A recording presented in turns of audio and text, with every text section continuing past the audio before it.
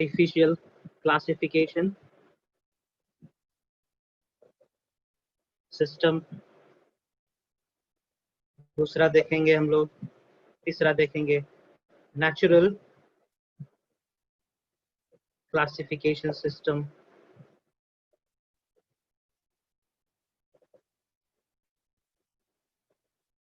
Then we will see phylogenic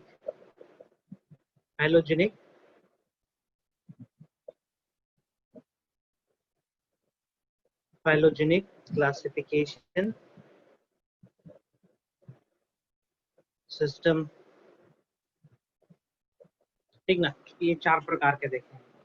सो सबसे पहले हम स्टार्ट करते हैं ये वाला, फर्स्ट अटेम्प्ट। ठीक है, first attempt of classification, first attempt to classify plants. बहुत सारे साइंटिस्ट लोगों ने अटेम्प्ट करा था प्लांट को क्लासिफाई करने की अलग अलग कैटेगरीज में। हम एक साइंटिस्ट का नाम बता रहे हैं, जैसे कि भारत के एक वैज्ञानिक थे Acharya Charak. He is known as father of Ayurveda, Acharya Charak. ठीक है, याद रखेंगे, he is known as what, father of Ayurveda, known as father of Ayurveda. ठीक है, बहुत सारे वेद है अपने देश में, अपने मिथ में, तो उसमें से एक वेद है दैट इज आयुर्वेद, उसको हम लोग बोलते हैं आयुर्वेदा, फादर ऑफ आयुर्वेदा। और मेडिसिन बोले आप,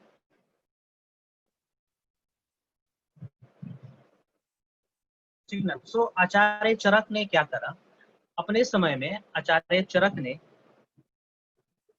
पूरे लिविंग ऑर्गेनिज्म को 2 भागों में बांटा था ना, पूरे लिविंग ऑर्गेनिज्म को 2 भागों में बांटा था, प्लांट ग्रुप और एनिमल ग्रुप। ही categorised all living creature into 2 groups। ठीक ना, आप वेद पुराण पढ़ेंगे ना तो इनके बारे में जिक्र मिलेगा, इनके बारे में वर्णन रहेगा उस सभी।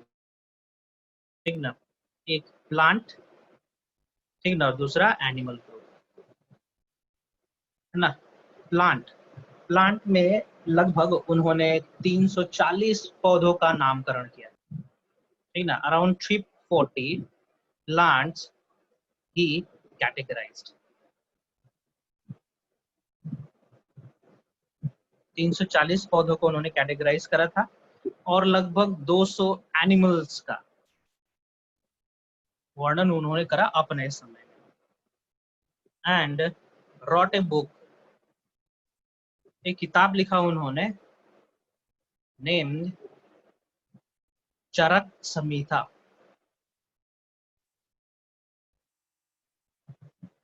चरक संहिता, सुन पा रहे हो ना? Yes sir. ओके, चरक संहिता, ठीक है, याद रहेगा।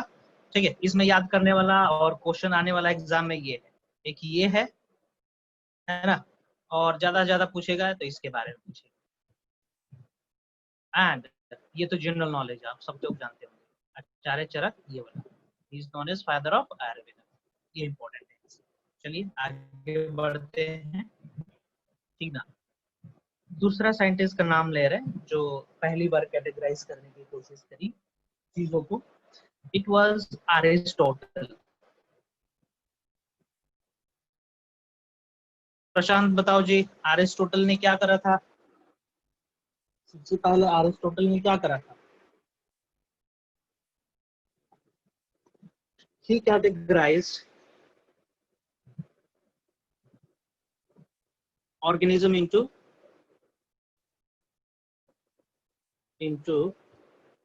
plant and animal। इन्होंने भी यही करा, ऑर्गेनिज्म को प्लांट और एनिमल में कैटेगराइज कर दी। प्लांट, ठीक है, प्लांट के अंदर फर्दर उन्होंने कैटेगराइज करी थी जैसे कि herbs, Shrubs and trees. हाँ very good, HERBS, herbs, shrubs and trees, ठीक ना। और एनिमल, एनिमल में भी उन्होंने दो ग्रुपिंग करी थी। Can you tell me? Anima Inanima and and anima. anima. Very good, enaima, ENAIMA और एनाइमा, ये था ना, enaima and enaima. Can you tell me enaima मतलब विथ आरबीसी और without RBC? With RBC. With RBC. This is with RBC, RBC, ठीक है। और इसमें विदाउट आरबीसी, डब्ल्यूबीसी नहीं होगा, ठीक ना। चलिए आगे बढ़ते हैं। ये तो हो गया नॉन टेक्निकल, या जो हमारे पूर्वज थे उन्होंने क्लासिफाई करने की कोशिश करी थी चीजों को एनिमल प्लांट में, ठीक है। चलिए आगे बढ़ते हैं साइंटिफिक तरीके से क्लासिफिकेशन सिस्टम पहली बार दिया गया, जिसको हम लोग कहते हैं artificial classification system. Artificial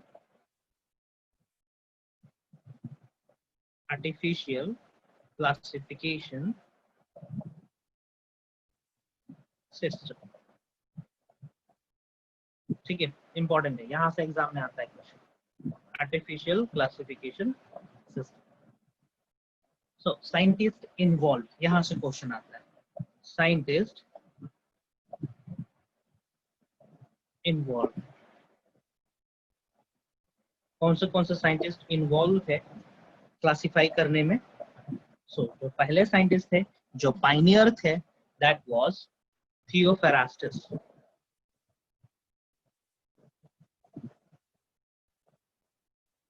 थियोफरास्टस, he was the pioneer. Pioneer मतलब, पाइनियर Leader. मतलब लीडर बोल सकते हैं, जो पहले काम को स्टार्ट करा होगा, जो पहला स्टार्ट करता है उसको पाइनियर बोलते हैं। हाँ लीडर तो हो सकता है, दूसरा तीसरा भी हो सकता है, लेकिन पाइनियर कहने का मतलब जो बंदा पहले स्टार्ट करा होगा। Theophrastus was the pioneer for artificial classification system. और साइंटिस्ट जो इन्वॉल्व थे इसके अंदर, that was Linnaeus Aristotle, TALE and Linnaeus, Carolus Linnaeus।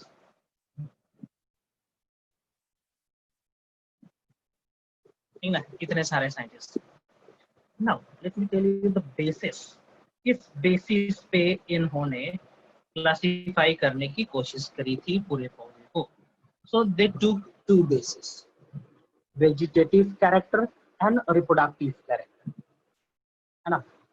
जिस पौधे का वेजिटेटिव कैरेक्टर सेम है उनको एक ग्रुप में रख देंगे। कहने का मतलब यदि दो पौधा है, तीन पौधा है, वो सब देखने में सेम है, पत्ता ऑलमोस्ट सेम है ना, फ्लावर सेम दिख रहा है, कलर भी ऑलमोस्ट सेम दिख रहा है, शेप सेम दिख रहा है, तो इन सभी को एक ही ग्रुप में रख देंगे। सिमिलर नहीं दिख रहा है तो अलग ग्रुप में रख देंगे ना। सिंपल तरीका था, सिंपल मेथड, सिंपल प्रोसेस था, सिंपल कीज यूज करा था इन्होंने क्लासिफाई करने के लिए, है ना। बेसिस क्या था? they use simple morphological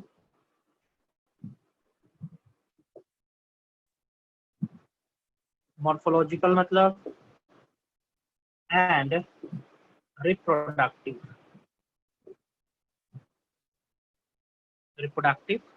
character to classify plants, है ना। यहाँ से क्वेश्चन आता है कि अरिस्टोटल ने या कार्लस लिनियस ने या थियोफरास्टस ने और नेचुरल क्लासिफिकेशन सिस्टम के अंदर कौन से बेसिस थे? तो ये सब बेसिस, ठीक है। इन morphological character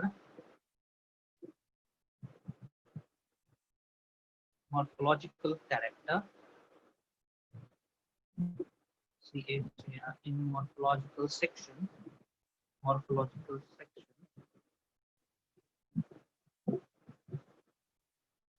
Morphological section, the characters where.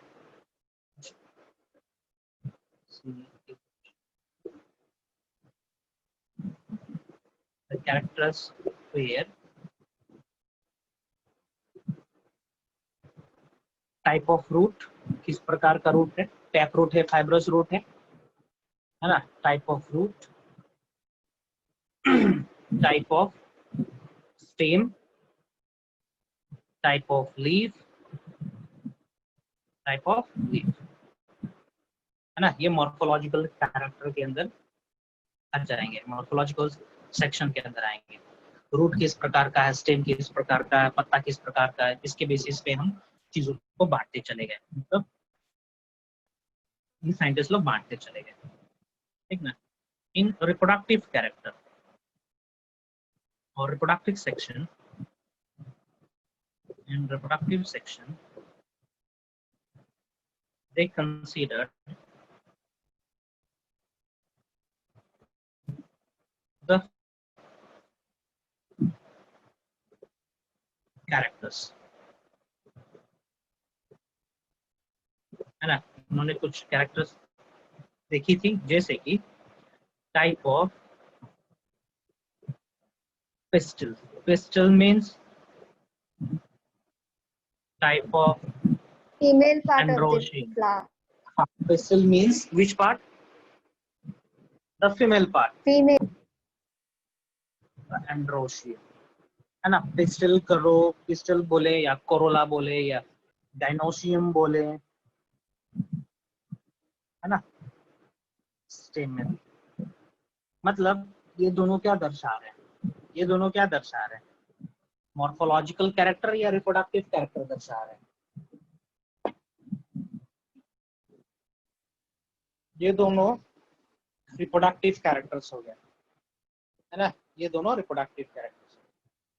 एक क्वेश्चन यहाँ से आता है कि आर्टिफिशियल क्लासिफिकेशन सिस्टम में 3 साइंटिस्ट है ना, इन तीनों में से कार्लस लिनियस ने भी काम करा है, ऑब्वियसली 3 लोग का नाम है। तो कार्लस लिनियस का ज्यादातर झुकाव किस प्रकार का क्लासिफिकेशन सिस्टम पे, मतलब किस प्रकार का कैरेक्टर कंसिडरेशन पे था, वेजिटेटिव कैरेक्टर पे था या फिर रिप्रोडक्टिव कैरेक्टर पे, ठीक ना। ओके, यहाँ पे हम क्या बोले हैं, दे यूज, क्या लिखे, सम वेजिटेटिव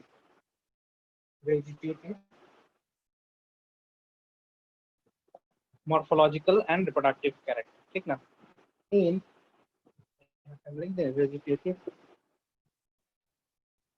ठीक है, ये रखेंगे इसके अंदर, है ना। लिनियस ने ज्यादातर ध्यान दिया था रिप्रोडक्टिव कैरेक्टर में, वेजिटेटिव कैरेक्टर में उतना ध्यान नहीं दिया था, उतना फोकस नहीं करा था उन्होंने। तो क्वेश्चन आता है ना, नोट कर लेंगे इसको। Linnaeus mainly focused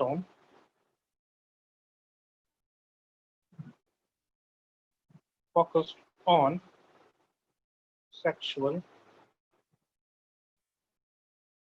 reproductive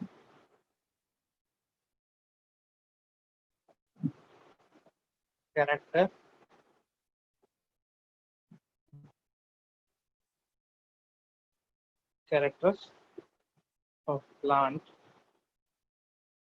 for classification,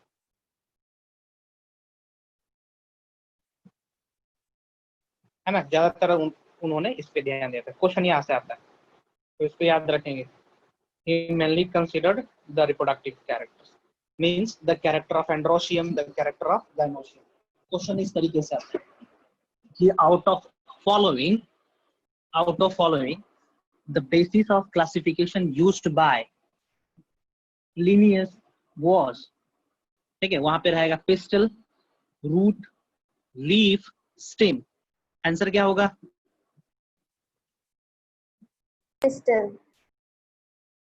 pistol, very good, ठीक है, इस तरीके से। हाँ, इसका ड्रॉबैक भी है, ड्रॉबैक, ड्रॉबैक, ड्रॉबैक मतलब लिमिटेशन है ना। इसका ड्रॉबैक क्या है?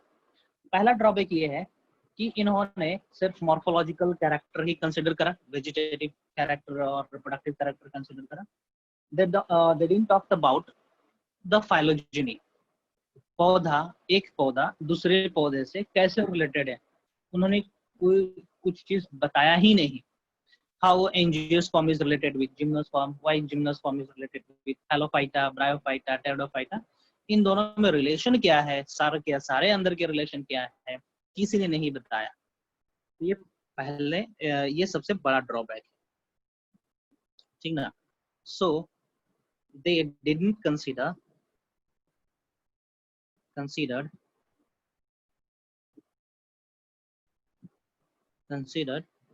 the phylogeny। phylogeny मतलब evolutionary relationship। हाँ, evolutionary relation। जैसे कि आज हम बोलते हैं एंजियोस्पर्म सबसे एडवांस है ना, लेकिन एंजियोस्पर्म तुरंत तो नहीं आ गया होगा ना, जैसे पृथ्वी फॉर्म हुआ उस समय तो नहीं आया होगा एंजियोस्पर्म, सबसे पहले तो एल्गी आया होगा, उसके बाद एडवांसमेंट होता गया, लास्ट में आया होगा एंजियोस्पर्म। तो इन्होंने कोई लिंक ही नहीं बताया, एक क्लास दूसरे क्लास से कैसे लिंक है, या फिर एक डिवीजन दूसरे डिवीजन से कैसे लिंक्ड है, इन्होंने कुछ बताया ही नहीं ना। ये एक ड्रॉबैक था।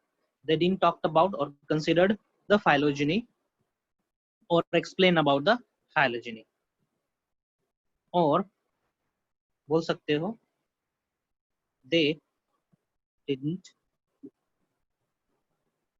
explain about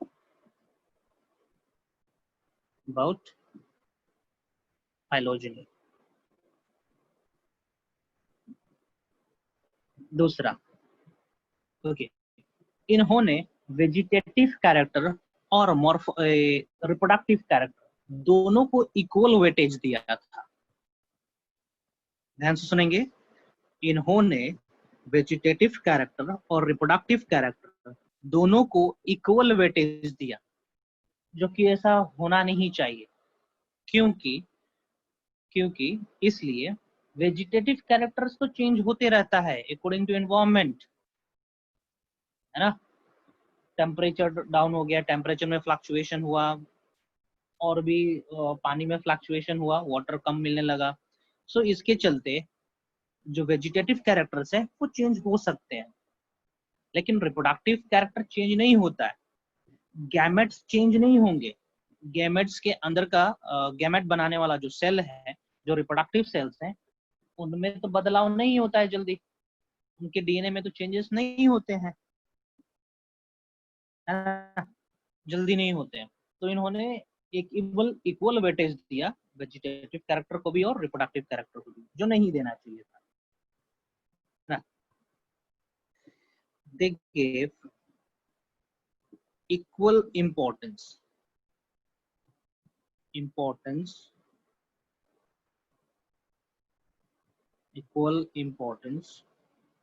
to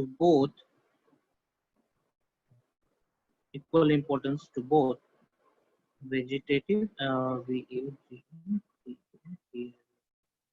vegetative character and reproductive character,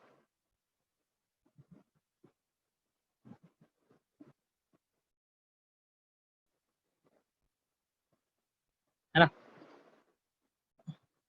which is not acceptable।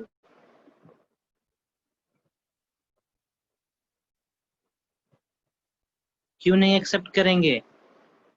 Since vegetative character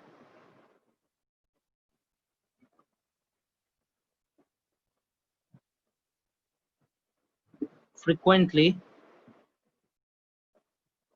changes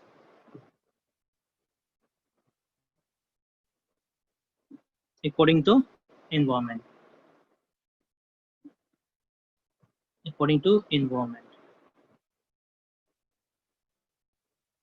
but reproductive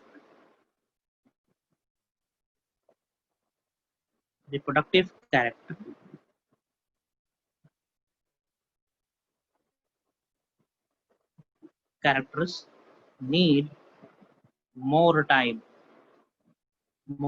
सालों साल लगते हैं for significant change, है ना।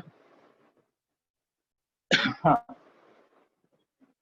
चलिए ये समझ में आ गया। एक और क्वेश्चन आता है कि लिनियस ने जो क्लासिफिकेशन करी थी वो क्लासिफिकेशन कौन से किताब में लिखा था। So he used a book or wrote a book named Genera Plantarum. Genera Plantarum. Linnaeus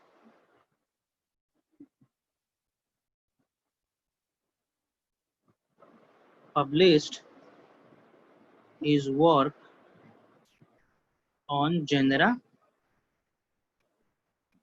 Plantarum.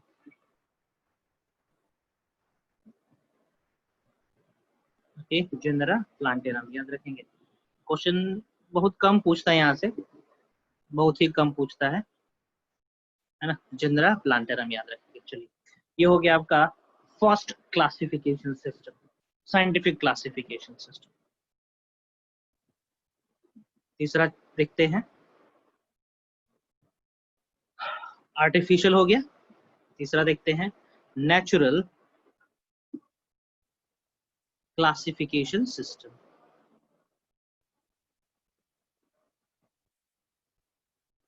Classification system, okay. So सबसे पहले क्या करेंगे, साइंटिस्ट ना इन्वॉल्व, साइंटिस्ट इन्वॉल्व देखते हैं कौन से साइंटिस्ट इसके अंदर इन्वॉल्व है वो देखते हैं। सो जॉन रे सबसे पहले, जॉन रे ये पायनियर थे। और दूसरे साइंटिस्ट थे that is Bentham and Hooker. Bentham एक अलग साइंटिस्ट है, हुकर दूसरे साइंटिस्ट है। बेंथम एंड हुकर, इन्होंने कौन सी बेसिस रखी थी पौधे को क्लासिफाई करने के लिए, basis. So they used morphological character ना, मॉर्फोलॉजिकल कैरेक्टर यूज करा उन्होंने, as well as anatomical character. Morphological character, morphological means physical character. Very good, मतलब फिजिकल के अंदर दोनों आ जाएगा, vegetative as well as reproductive दोनों आ जाएगा। MORPHOLOGICL, मॉर्फोलॉजिकल कैरेक्टर जिसके अंदर दोनों चीज आ जाएगा, वेजिटेटिव प्लस रिप्रोडक्टिव, ठीक है, दोनों आ जाएगा। ये एक बेसिस हो गया। दूसरा बेसिस था इन्होंने जो यूज करा था that was anatomical character. Anatomical character means, anatomical character, anatomy कहने का मतलब पौधे के सॉरी सेल्स के अंदर का स्ट्रक्चर है ना, किस तरीके का है। एनाटॉमिकल कैरेक्टर, एनाटॉमी अंदर का स्ट्रक्चर, किस प्रकार के सेल्स है। Ultra structure, ultra structure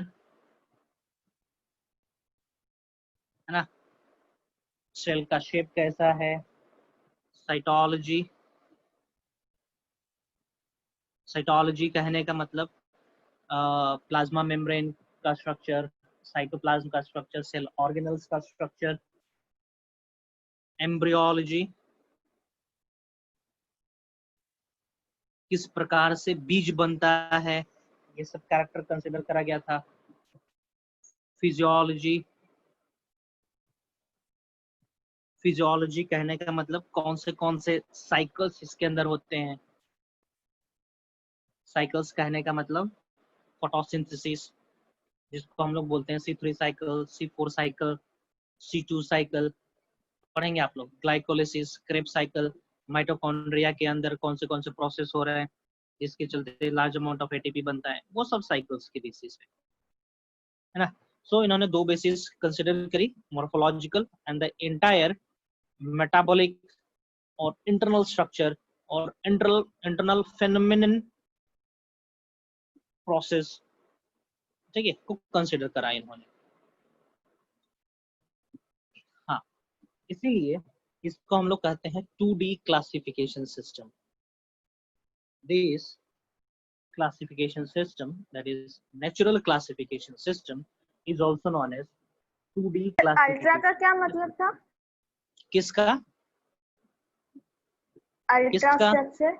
ultra structure. Ultra structure कहने का मतलब होता है कि गहरा स्ट्रक्चर। गहरा स्ट्रक्चर मतलब deep structure. Grass root level पे देखना कि कौन से एटम्स इन्वॉल्व है, कौन से मॉलिक्यूल्स इन्वॉल्व है सेल वॉल बनाने में, सेल मेम्ब्रेन बनाने में, पोरीन्स बनाने में, है ना।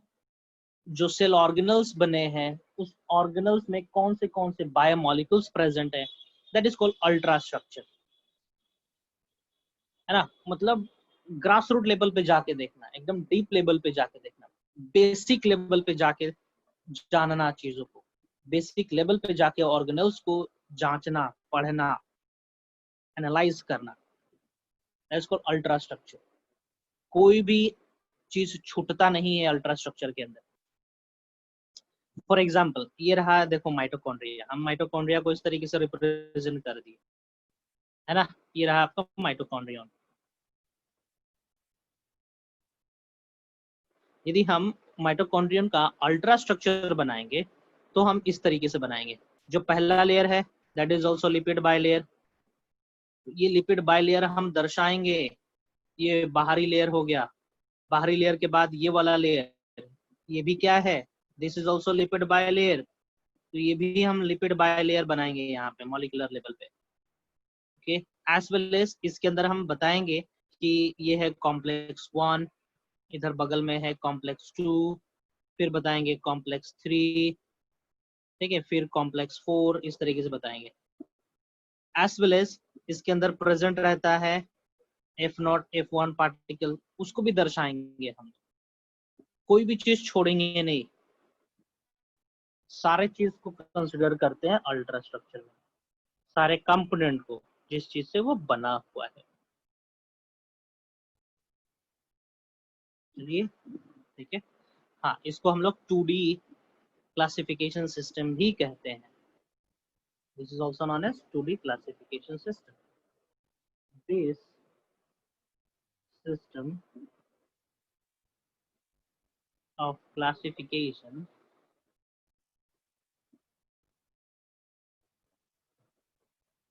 is also known as 2D, two dimensional, ठीक है, 2D क्लासिफिकेशन सिस्टम। क्यों कह रहे हैं जी 2D? टू डायमेंशनल मतलब दो डायमेंशंस में देखा गया है। एक तो मॉर्फोलॉजिकल कैरेक्टर भी देखा गया, बाहरी का कैरेक्टर भी देखा गया, और अंदर का भी कैरेक्टर को कंसिडर करा गया। That is why it is known as 2D classification system. हाँ, इसका भी ड्रॉबैक है। ड्रॉबैक, ड्रॉबैक क्या ड्रॉबैक हो जाएगा? No study was made about the phylogeny। Phylogeny के बारे में स्टडी नहीं करा गया था, ये इसका ड्रॉबैक हो गया। और कुछ इंपॉर्टेंट चीज बता दे रहे हैं जहां से क्वेश्चन उठता है। Bentham and Hooker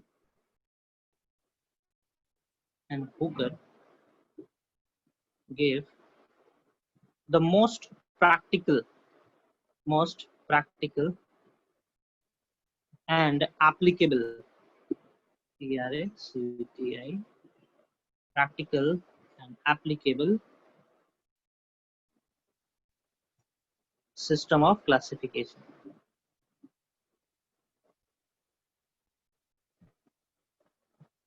by that time, उस समय तक सबसे ज्यादा इन्हीं लोगों को फॉलो किया जाता था। बेंथम एंड हुकर के क्लासिफिकेशन सिस्टम को ही फॉलो किया जाता था। और इन्होंने इन्होंने एक किताब भी जारी किया था, एक जर्नल भी जारी करा था, सॉरी जर्नल जारी नहीं करा था, अपना चीज को, अपना फाइंडिंग्स को एक जर्नल के अंदर पब्लिश करा था under the name Genera Plantarum. They published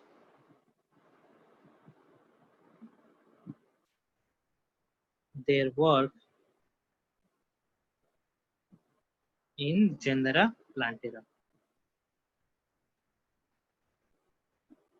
ये भी याद रखेंगे, पूछता है। सर लिनानियस भी तो यही किया था। किसने? लिनियस, हाँ लिनियस की किताब के अंदर ये लोग भी कुछ योगदान किए थे, है ना। चलिए आगे बढ़ते हैं, द लास्ट क्लासिफिकेशन सिस्टम देखते हैं, दैट इज द फाइलोजेनिक और फाइलोजेनिक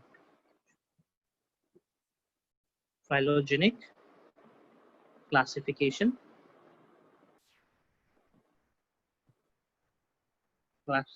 system,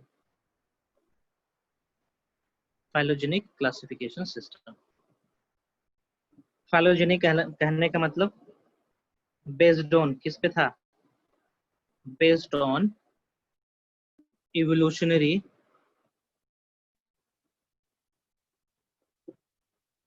relation between और among ज्यादा सही रहेगा, among the plants, है ना। beside 4 नंबर है, 6 नंबर नहीं। अच्छा हम 6 नंबर कर दिए इसको, चलिए इसको थोड़ा सा सुधार देते हैं। अब सही है? Yes sir. Thank you. Plant beside what? beside 2D, ठीक है। beside 2D कहने का मतलब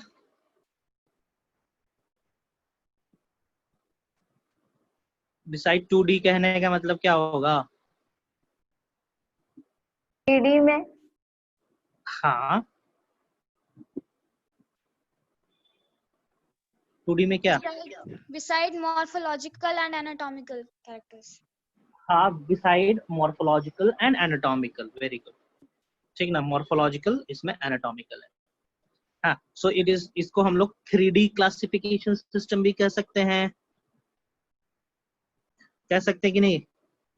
it is also known as 3D classification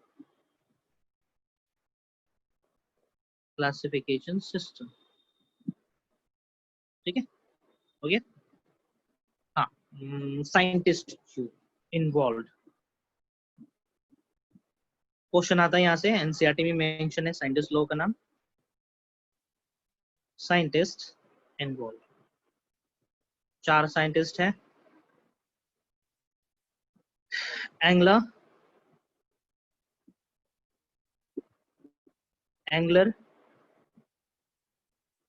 कहाँ गायब हो गया?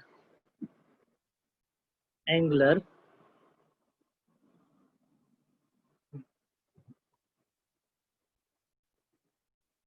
Elia, he was the pioneer। Engler scientist एक हो गए, प्रांटल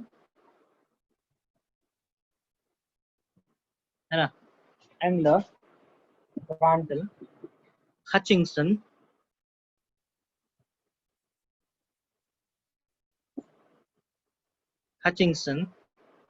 एंड तख्तजन, तख्तजन, ठीक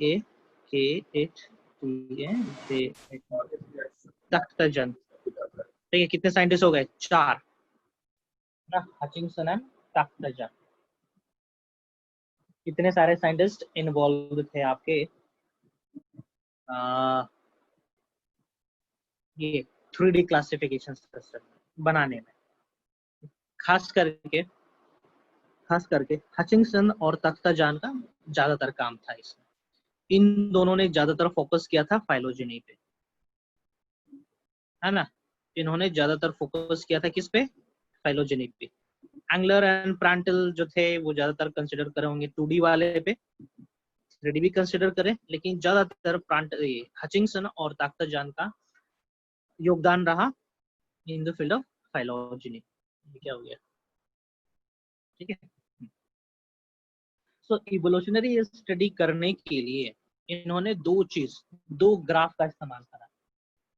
जैसे कि हम लोग मैथ्स का इस्तेमाल करते हैं ना कोई भी डाटा को रिप्रेजेंट करने के लिए, we use bar graph, pie chart, करते हैं कि नहीं।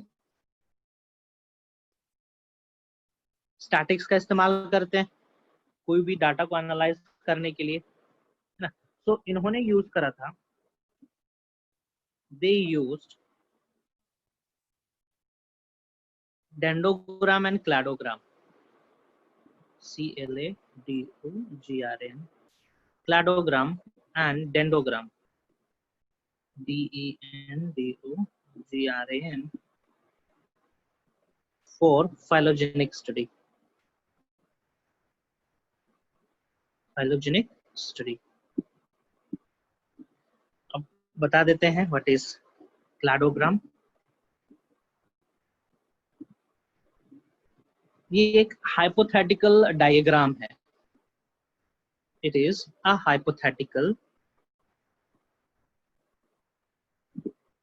hypothetical diagram where the phylogeny is considered, है ना। जैसे कि हम यहाँ पे एक क्लाडोग्राम बना रहे हैं, देखेंगे प्रोटिस्टा, है ना, ये रहा प्रोटिस्टा। इस प्रोटिस्टा से रिलेटेड है मोनेरा, इस तरीके से। And from this Protista the related organisms are, बताएंगे जरा कौन से रिलेटेड है। fungi, plant and animal. Very good, इस तरीके से। ये ये इस तरीके से, ये क्या हो जाएगा, फंजाई, ये प्लांट और ये एनिमल। सो ये एक हमने क्लैडोग्राम बनाया। तो इस क्लैडोग्राम में हमें इवोल्यूशनरी रिलेशन दिख रहा है, ठीक ना। इवोल्यूशनरी रिलेशन दिख रहा है कि मोनेरा से प्रोटिस्टा आया, या फिर प्रोटिस्टा एक कनेक्टिंग लिंक है between what, Monera and this fungi, plant और एनिमल, इस तरीके से, है ना। डेंडोग्राम इस तरीके से बनता है।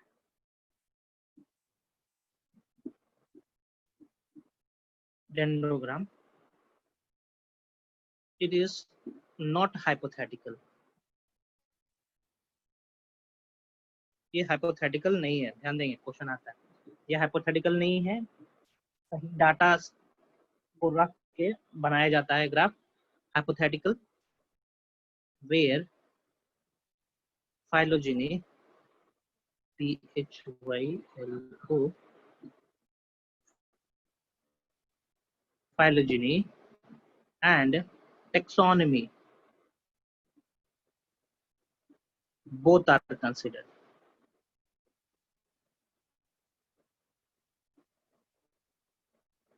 ठीक ना, दोनों को कंसिडर करा जाता है ना। सो एक एग्जाम्पल दे रहे हैं हम यहाँ पे, ओके। एक एग्जाम्पल या फिर डायग्राम दिखा रहे हैं हम डेंडोग्राम का, ठीक है। देखेंगे कहाँ गया, ये रहा, ये रहा, कंटिन्यू, ठीक है, ठीक है। हाँ, हो गया डेंडोग्राम in evolution, evolution.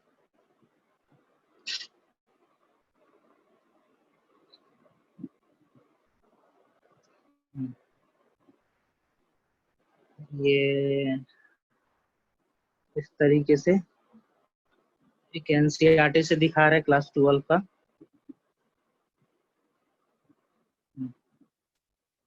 कहाँ गया?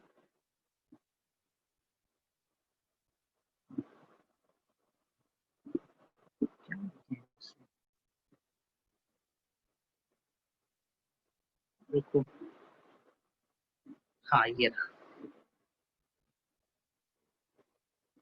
ये रहा।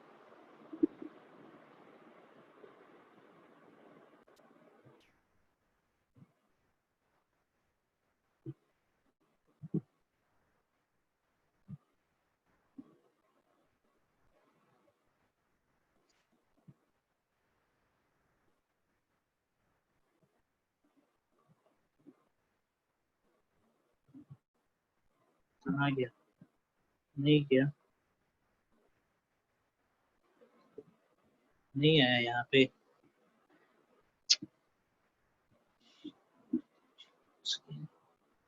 क्रोम,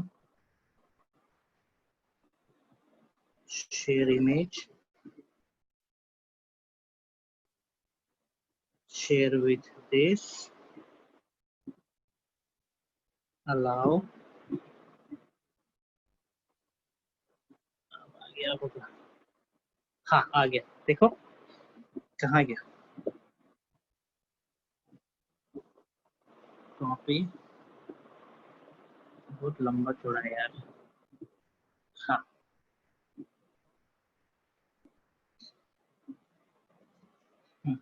ये आ गया डेंडोग्राम का डायग्राम, है ना। इसमें देखो, इसमें देखेंगे प्रॉपर टाइमलाइन दिया गया है। टाइमलाइन दिया गया है, देखो टाइमलाइन, टाइमलाइन है, टाइमलाइन है इसमें, टाइमलाइन भी है। साथ में इन दोनों के बीच में कोई भी दो ऑर्गेनिज्म ले लो, दोनों के बीच में रिलेशन भी बताया गया है। दोनों के बीच में रिलेशन भी बताया गया। फॉर एग्जाम्पल, यदि हम कंसिडर करेंगे this snake, snake and लेजर्ड, snake and लेजर्ड, देखेंगे जरा, स्नेक एंड लेजर्ड ये दोनों रिलेटेड है एक दूसरे से, ये भी बताया जा रहा है। और कौन से समय में रिलेटेड है ये भी बताया जा रहा है। तो समथिंग अराउंड 100 एंड क्या बोल सकते हैं 75 मिलियन ईयर्स अगो, है ना। तो दो चीज बताया जा रहा है, एक तो टाइमलाइन भी बताया जा रहा है और दोनों के बीच में रिलेशन, तीनों के बीच में रिलेशन, चारों के बीच में रिलेशन, ये भी बताया जा रहा है। सो ये हो गया आपका डेंडोग्राम का डायग्राम है। चलो आगे बढ़ते हैं। सुन पा रहे हो? Hello, hello. Yes, sir. अच्छा, ठीक। सो आप लोगों को एग्जाम में याद रखना है यही, dendrogram consider both phylogeny, phylogeny as well as taxonomy. Now, let me tell you something more about other type of taxonomy. छोटा मोटा है। टैक्सोनॉमी कैसे कंसिडर करते हैं? हाँ, taxonomy बोलता क्या है? Taxonomy means what? A principle used to group organism into groups and subgroups, or principle used to categorize organism into groups and subgroups. That is taxonomy. तो किस बेसिस पे हमने स्नेक और लेजर्ड को एक कैटेगरी में रखा होगा? यहाँ पे ये देखो, 175 मिलियन ईयर्स पहले, कुछ तो बेसिस होगा ना, हमने बेसिस कंसीडर करा, that is taxonomy. So NCERT में और भी कुछ कुछ दिया हुआ है, जैसे कि branches of taxonomy.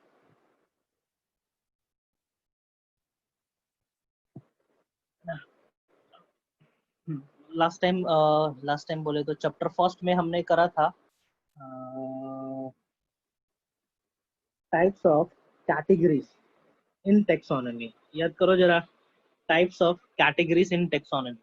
Obligate category करा था, इंट्रा स्पेसिफिक, इंफ्रा स्पेसिफिक करा था, जिसके अंदर 7 हमने पढ़ा था किंगडम, फाइलम, याद आ रहा है?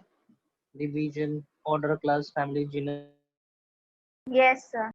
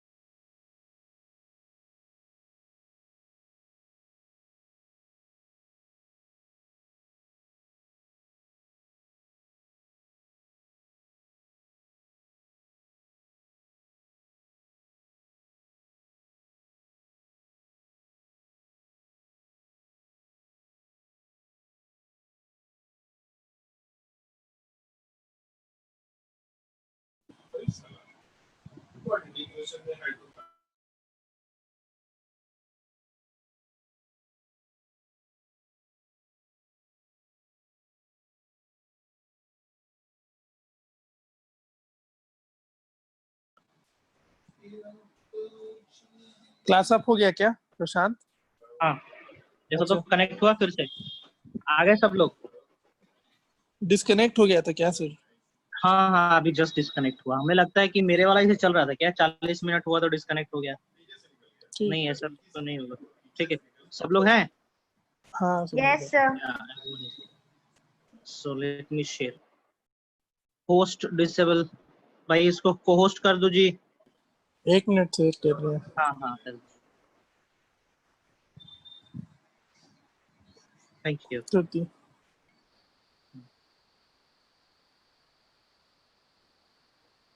ठीक है, कहाँ पर थे हम लोग? यहाँ, है ना? साइटोटेक्सोनॉमी। हमने जो चैप्टर फर्स्ट में पढ़ा था वो नॉर्मल टेक्सोनॉमी था, या फिर बोलो मॉर्फोलॉजिकल टेक्सोनॉमी, जिसमें हमने मॉर्फोलॉजिकल कैरेक्टर देखा था, है ना? साइटोटेक्सोनॉमी कहने का मतलब हम देखेंगे सेल के अंदर का स्ट्रक्चर, खास करके क्रोमोसोम का स्ट्रक्चर। ठीक, हाँ। Cytotaxonomy, it is also known as karyotaxonomy, also known as karyotaxonomy. यहाँ पे here we consider, हम कंसिडर करते हैं क्रोमोसोम का स्ट्रक्चर, क्रोमोसोम का number, and chromosomal behaviour during process. क्या हो रहा है? कुछ हुआ?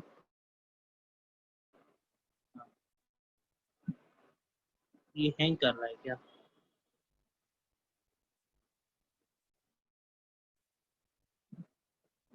हाँ।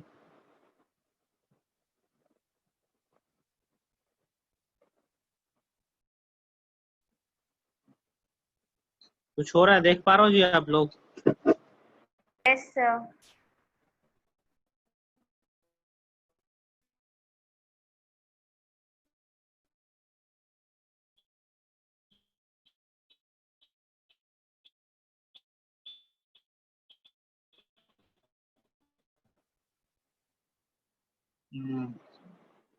वो कुछ तकलीफ होने लगी लगता है, देखते हैं क्या।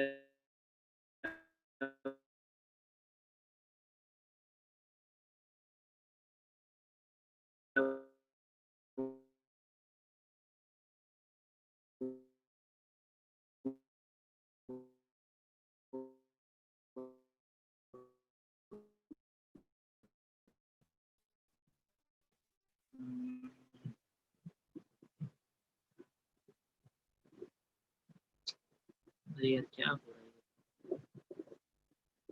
ठीक है, तो मैं कुछ दूसरा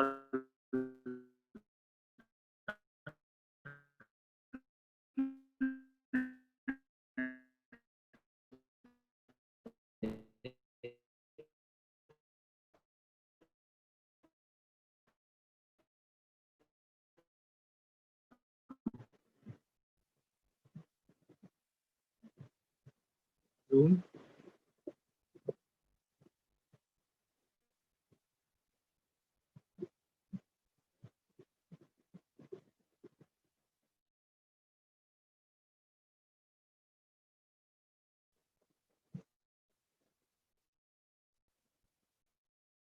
window है।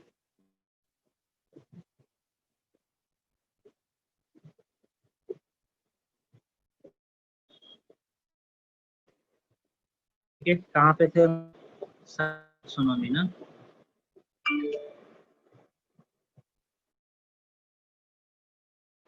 सोसाइटी कैरियो टैक्सोनॉमी हैं। we consider chromosome number, screen नहीं आ रहा है। chromosome नहीं आ रहा है, दिख रहा है क्या? दिख रहा है अभी? सिर्फ लिखा हुआ है Ravi Kumar has started screen sharing। दिख रहा है तो फिर से देख करते हैं। Zoom, stop sharing,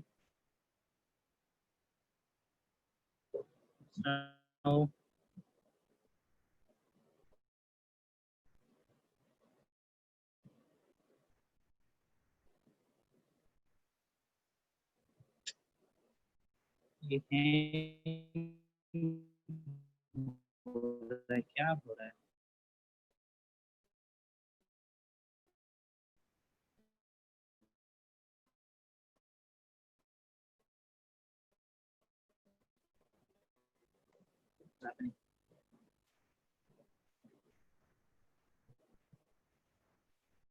okay, let me do one thing. और भी मेरे पास उपाय है। वाइट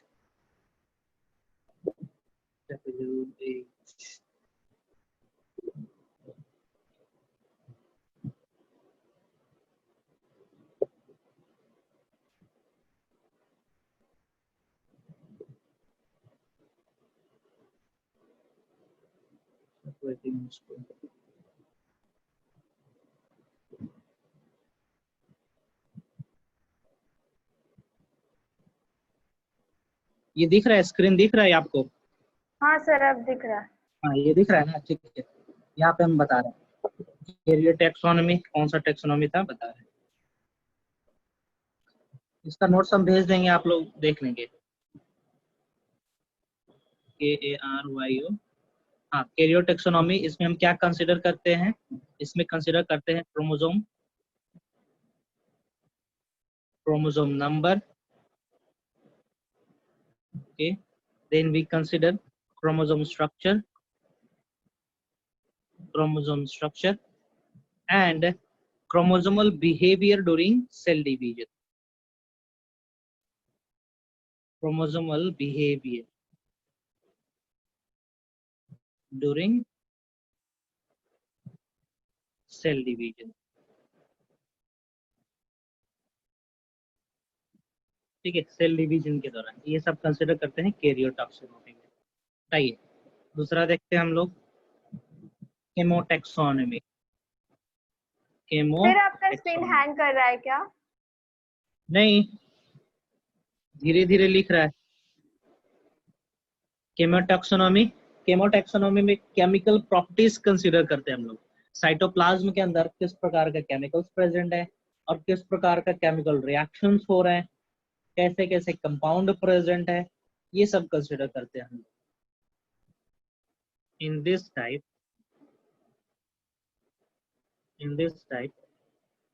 we consider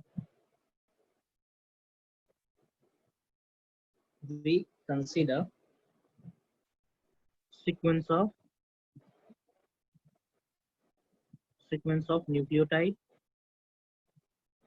जो लिख रहा हूँ उसको ध्यान से पढ़ेंगे। sequence of amino acid,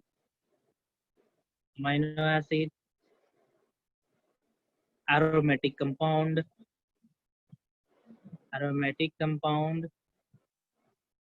cell के अंदर कौन से एरोमेटिक कंपाउंड प्रेजेंट है, crystal property of some chemicals, crystal property of chemical, है ना, ये सब कंसिडर करते हैं हम लोग। ठीक है, ये सब कंसिडर करते हैं हम लोग साइटोटैक्सोनॉमी। फिनिश, आगे बढ़ते हैं। नेक्स्ट इज, एक और हम बता रहे हैं, नेक्स्ट इज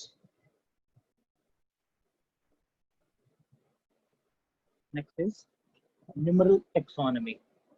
न्यूमरल दूसरा हो जाएगा NUMRI, न्यूमेरिकल या न्यूमरल फेनेटिक्स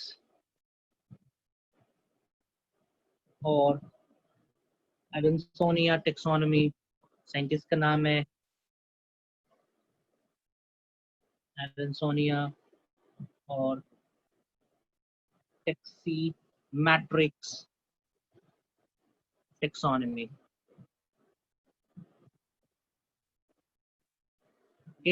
एक ही नाम है, एक ही चीज है, इतने सारे नाम है। इसमें बताते हैं क्या करते हैं। पौधे को ऑब्जर्व करेंगे, जितना भी पॉसिबल कैरेक्टर है उसको लिस्ट करते हैं। लिस्ट करने के बाद हम कोडिंग करते हैं। कोई प्रॉपर्टी, मान के चलो हमने कोई की यूज करा मैंने, ग्रीन लीफ। अब मान के चलो ये हमारा रिसर्च वाला पौधा है, इस पौधे के अंदर ग्रीन लीफ प्रेजेंट है, तो इसके लिए हम 1 कोड देंगे, 1 नंबर देंगे। यदि एब्सेंट है तो उसके लिए 0 कोड करेंगे, है ना। तो इस तरीके से कोडिंग करते हैं। ओके, यदि पहले से कुछ कीज हमने रखा है और वो की से मिल रहा है कैरेक्टर पौधे के अंदर, then we will assign 1 code. नहीं मिल रहा है, 0 कोड करते हैं। उसके बाद इस कोड को हम कंप्यूटर में फीड करते हैं, एक स्टैटिस्टिकल प्रोग्राम रन करते हैं, और उसके चलते एक डाटा आ जाता है हमारे पास, है ना। और उस डाटा के बेसिस पे किसी भी पौधे को नामकरण किया जा सकता है, नाम बताया जा सकता है, उसका पूरा डिटेल बताया जा सकता है। तो ये सब पूरा का पूरा प्रोसेस किया जाता है न्यूमेरिकल और न्यूमरल टैक्सोनॉमी में। न्यूमेरिकल बोलो, न्यूमरल बोलो, सब सही है। ठीक है, सो इसके अंदर क्या करते हैं हम लोग,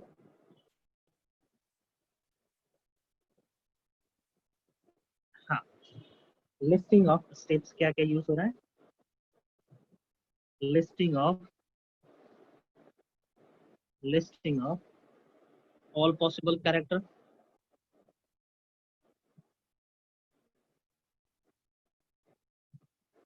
दूसरा, चेंज टू कोड फॉर्म, इसको हम लोग चेंज कर देते हैं, चेंज टू कोड 0 और 1 फॉर्म। ठीक है, उसके बाद क्या करते हैं, फीड इट इन, इसको हम लोग कंप्यूटर में फीड करते हैं, feed it in computer, program run करते हैं हम लोग,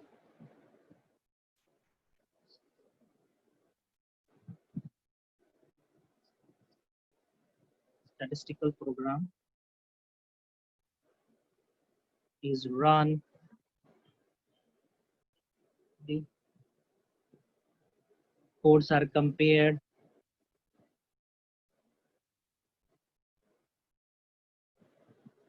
and the plants are grouped.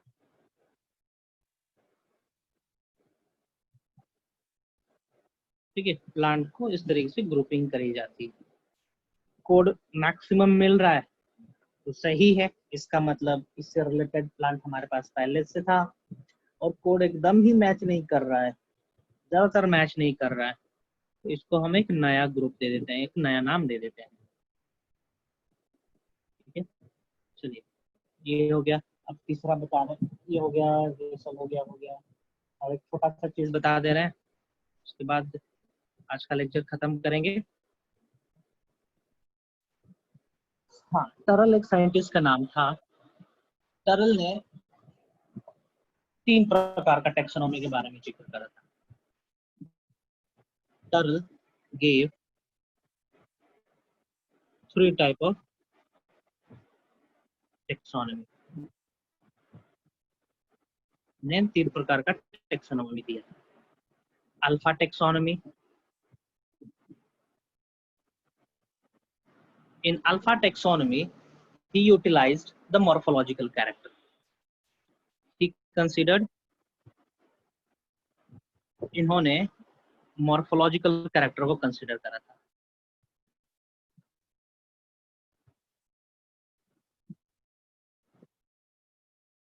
Okay. Then beta, ठीक है, beta taxonomy,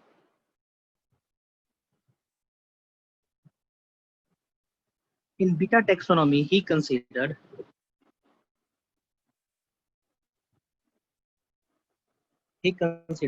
morphology, phylogeny, genetics and anatomy. Morphology, phylogeny,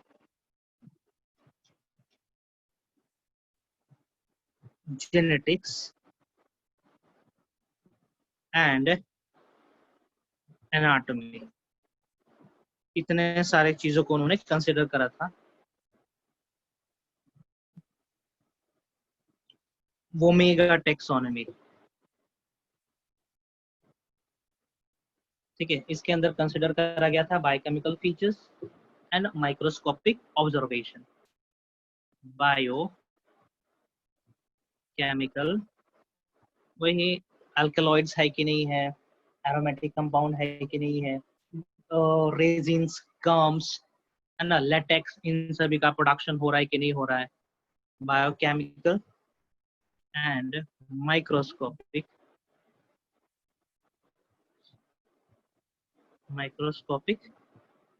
observation.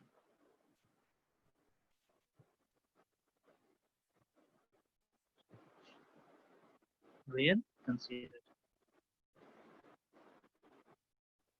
इतने सारे चीजों को उन्होंने कंसिडर करा था। सो ये सब चीज आता है the taxonomy type given by Turrill, ध्यान रखेंगे। ओके, इतना चीज आज के लिए ही आज के लिए काफी रहने देते हैं। ओके, कहाँ गया यार,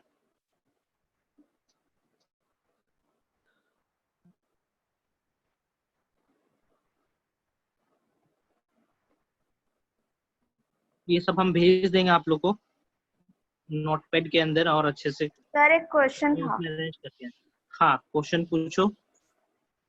सर म्यूसिलेज परपोलेशन क्या होता है डायटम्स में? तो होता है मूवमेंट होना, रेंगते हुए मूवमेंट होना, म्यूसिलेज परपोलेशन, रेंगते हुए, हाँ, वो होता है, मतलब जेल है, सभी डायरेक्शन में जेल है, हुए आगे की ओर बढ़ रहा है, that is called mucilage परपोलेशन।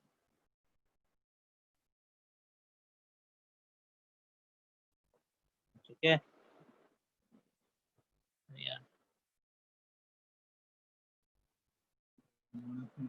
Next और कुछ?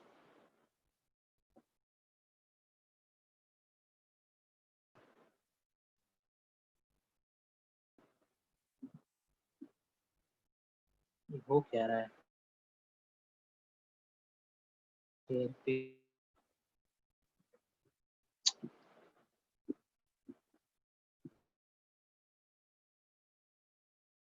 नोट्स, और इसका हम पीडीएफ भी है प्रीवियस ईयर स्टूडेंट का, वो भी भेज देंगे हम। हाँ, और किसी को कुछ क्वेश्चन पूछना है?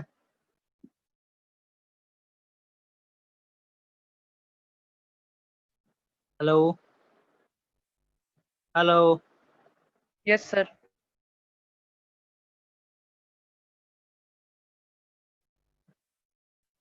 ये हो रहा है, लगता है हम लॉगिन नहीं किए हैं इसीलिए।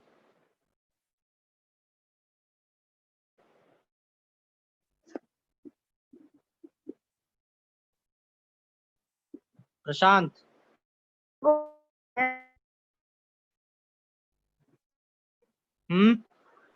you can ask No, question time. हाँ पूछो पूछो पूछो। हाँ नहीं,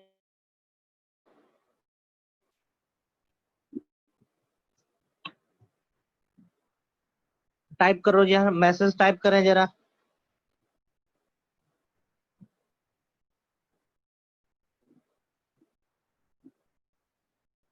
टाइप करेंगे मैसेज यहाँ पे।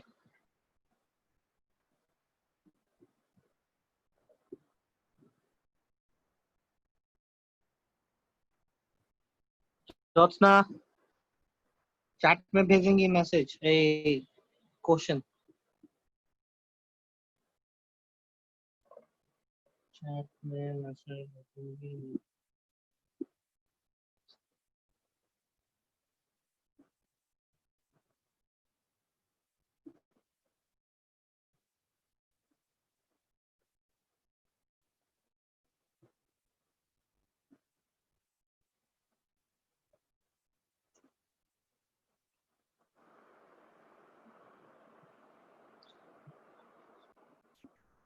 बिकॉज ऑफ इट्स कलर, ठीक ना, कलर के आता है dino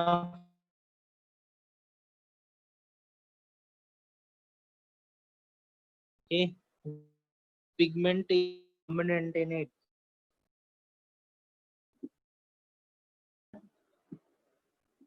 Pigment is dominant in it. Hello, कहाँ गए? सर ठीक है,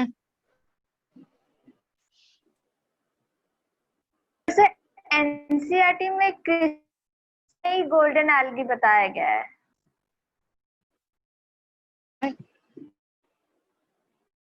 हाँ एनसीईआरटी क्या लिखा है? क्राइसोफाइट्स। यस सर, डाइटम्स वाले में इसी को गोल्डन एल्गी बोला गया। हाँ ठीक है, वो अच्छे तरीके से क्लासिफाई नहीं करा गया है ना। तो हम जो आप लोगों को क्लासिफिकेशन दिए हैं और डिवीजन भी बताए हैं और क्लास भी बताए हैं, वो सही तरीका है ना। एनसीईआरटी में किसी का डिवीजन और किसी का क्लास नहीं दिया है ढंग से, तो हम उसको कैटेगराइज कर दिए अच्छे तरीके से। क्राइसोफाइट्स कौन से हैं, डायटम्स कौन से हैं, देखो नोट्स में देखो लिखे होंगे। This is also known as chrysophytes.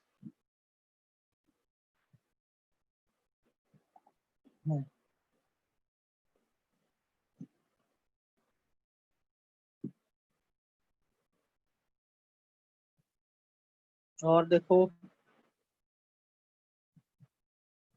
हम जो बताए हैं उसी को फॉलो करेंगे जी।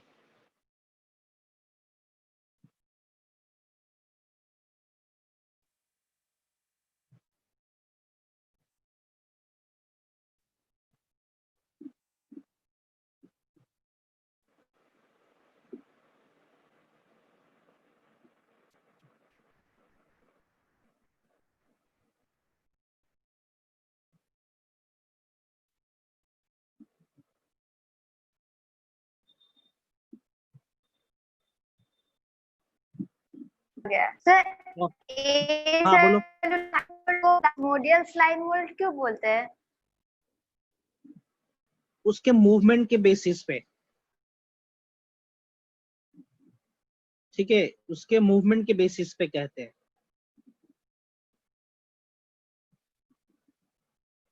ठीक ना। प्लाज्मोडियल स्लाइम मोल्ड जनरली इसको मूवमेंट में उसका प्लाज्मा मेम्ब्रेन का रोल रहता है।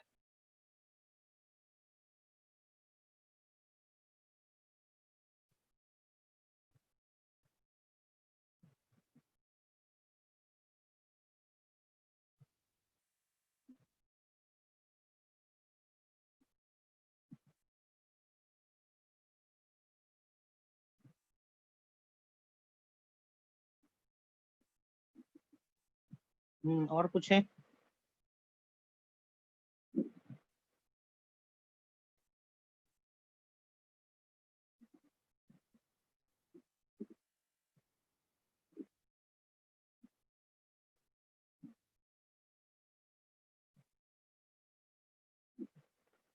है ना, उसका सेल मेम्ब्रेन ही पार्टिसिपेट करता है मूवमेंट में, सेल वॉल तो एब्सेंट होता है ना, प्लाज्मा मेम्ब्रेन प्रेजेंट है सिर्फ, इसीलिए उसको कहा जाता है प्लाज्मोडियल, प्लाज्मा मेम्ब्रेन वाला plasmodial slime mould, means it has only plasma membrane, और वही प्लाज्मा मेम्ब्रेन इसका लिमिटिंग बाउंड्री है, मूवमेंट में मदद करता है। नाम से ही पता चल रहा है plasmodial, plasmodial, only the plasma membrane is there, cell wall नहीं है, बताया था ना, सेल वॉल एब्सेंट रहता है इसका वेजिटेटिव फेज में, only in reproductive phase the cell wall is present. Next,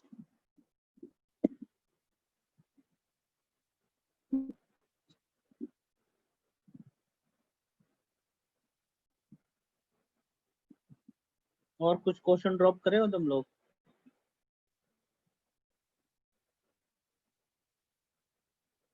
कि जिसको जिसको पूछना है वो क्वेश्चन पूछेगा, बाकी लोग जा सकते हैं घर, घर ही में है, बाकी लोग जा सकते हैं, मतलब साइन ऑफ कर सकते हैं। और है क्वेश्चन ज्योत्सना, ऋषि?